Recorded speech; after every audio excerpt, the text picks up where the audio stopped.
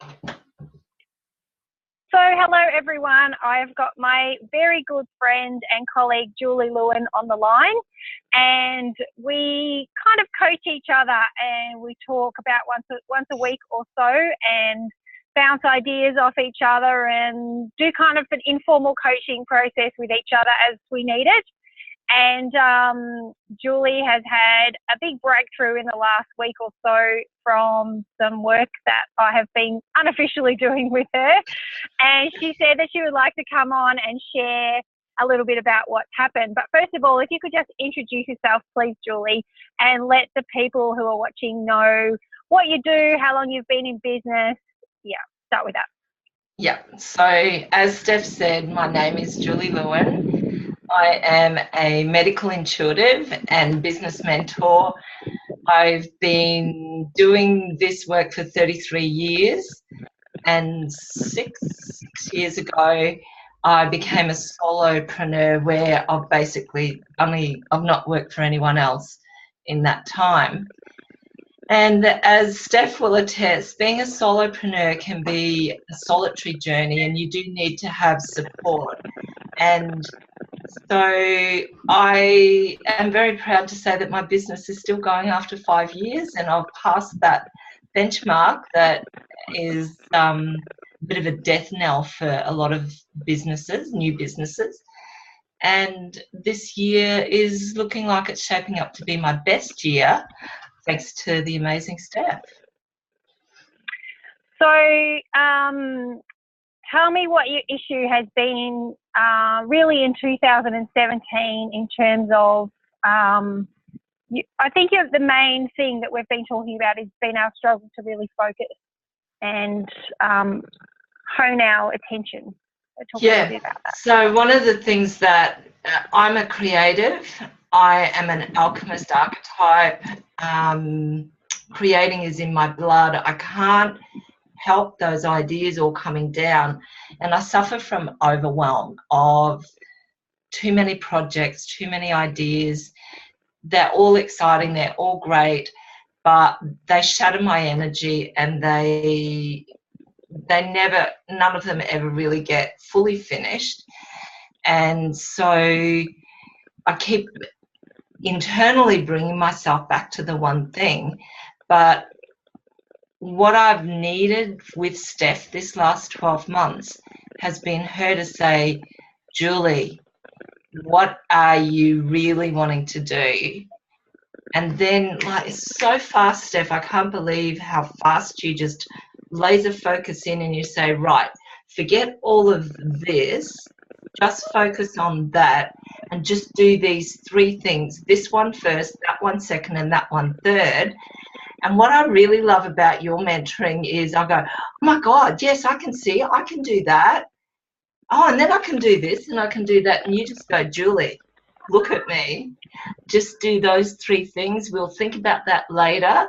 You don't dismiss my ideas, but you just push them back out of my immediate consciousness so that I can refocus my energy. And that's what I did.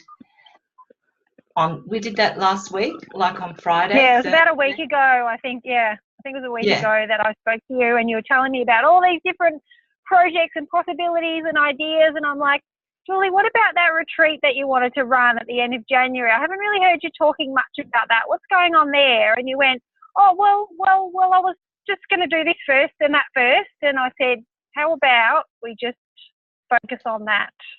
Yes. And so I'd written, so one of my things is fear of launching, if that makes sense.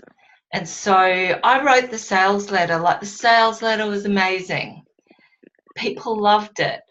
But I had this resistance to actually share it. And what you did for me in that half hour was you gave me accountability around doing it. You gave me a time frame of 2 days. And I thought, I can't get to Monday and I haven't done that. So I finished it all on Sunday. but I still hadn't launched. And you messaged me and you said, Julie, I think you need to do a card reading on Monday to welcome in the new year. Well, I fiddled around and, it got to 4 o'clock. And I went, man, I can't wake up tomorrow and not have done that. So I did do the reading. And something happened because I took action and I felt through my fear and I did it anyway. And the impact has been huge. And I am so busy till July now. When I say busy, I mean I've actually got my time booked up every month for the next 6 months. That has only happened this week since I took action on that little part of my business. On Monday, 2 people bought my book. So on Tuesday, I posted them. On Tuesday night, I wrote them an email and I said, your book has been posted. P.S. By the way, you might be interested in my retreat at the end of January. Within 18 hours, I had a response with an application. Within 24 hours, I had chatted with that person, agreed that she had a spot, and she had paid for the retreat in January.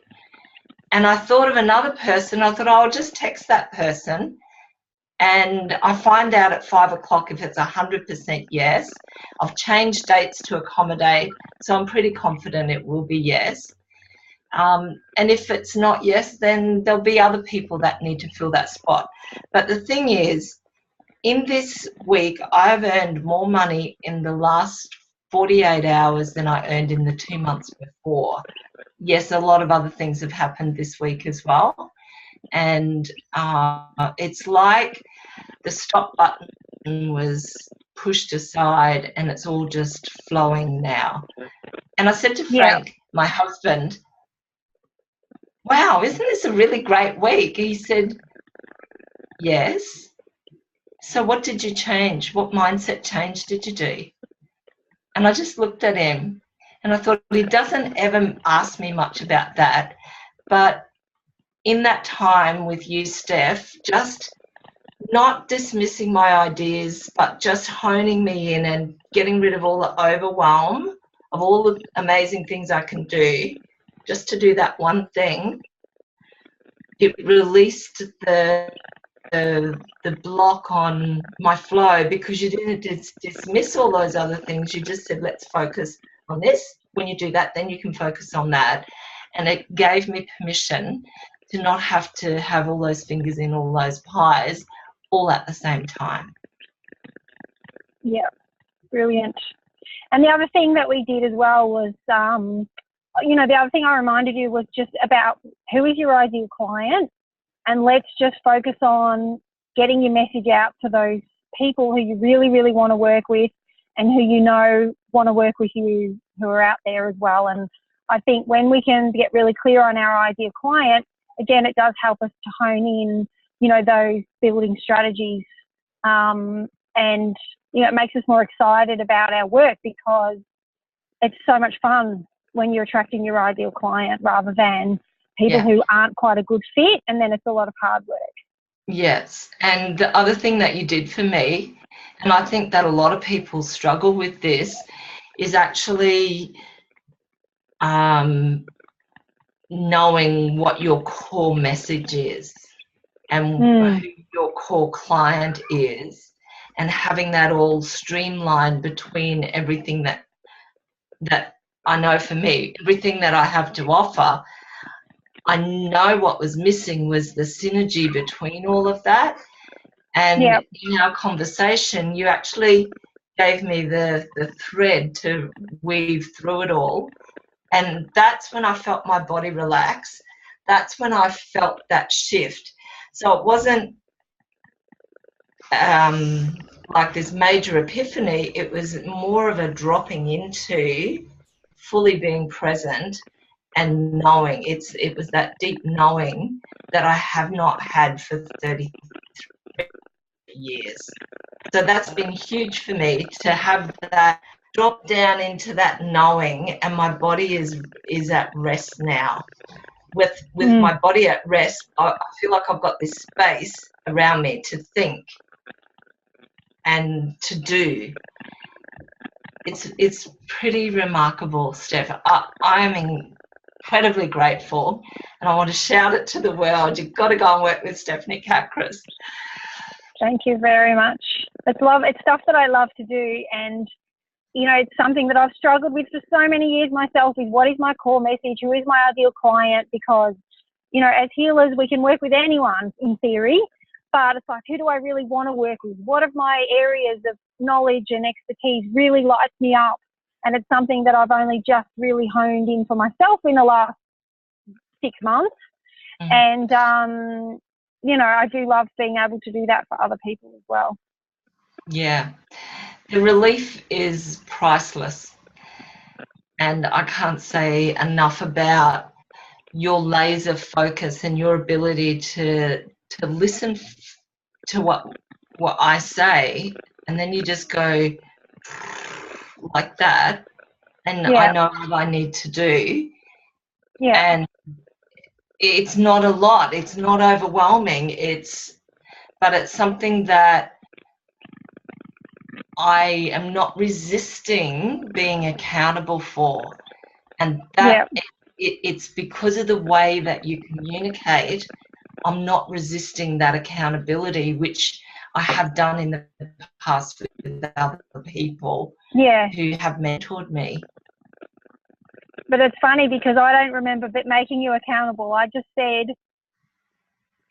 I really think that this is what the way you should go, and I just left it with you. And then because it felt right for you, and I knew it felt right for you because I can feel it in my own body, then you were like, yeah, okay, this is something that not only I know that I need to do, but I really want to do.